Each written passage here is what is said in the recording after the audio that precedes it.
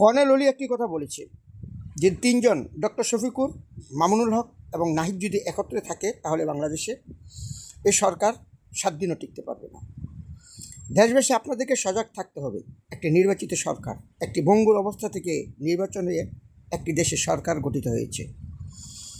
তারা সারা বাংলাদেশ ঘুরে যত সন্ত্রাসী মাফিয়া গোষ্ঠী রয়েছে তাদেরকে 11 দলের ভিতরে নিবন্ধন করিয়েছে। আল্লামা মামুনুলের যত টেররিস্ট পার্টি রয়েছে, তালেবানি পার্টি রয়েছে, তারাও এদের সঙ্গে যুক্ত হয়েছে। এবং নাহিদের যত সন্ত্রাসী আপনারা উপদেষ্টা থাকা অবস্থায় দেখেছেন, এদের কী কীর্তিকলাপেরা বাংলাদেশটাকে কোথায় নিয়ে গিয়েছে। 10 মাসের পেট বানিয়ে ফেলেছে। আগে হোটেলে একটি সিঙ্গারা কিনে খাওয়ার পয়সা ছিল না। এই চক্রান্তকারীদের হাতকে রুখে দিতে হবে।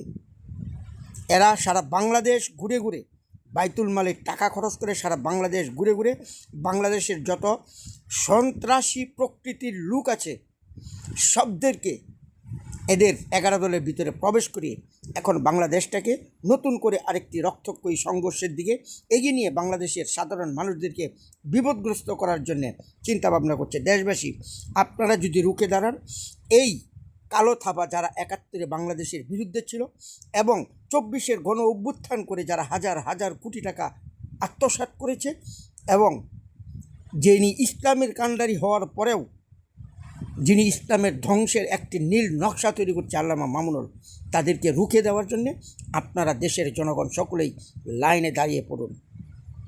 এদের কালো নকশা যেন বাংলাদেশে একটি গুলির বিনিময়েও আর একটি লাশের বিনিময়ে যেন আর দেশ রঞ্জিত না হয়।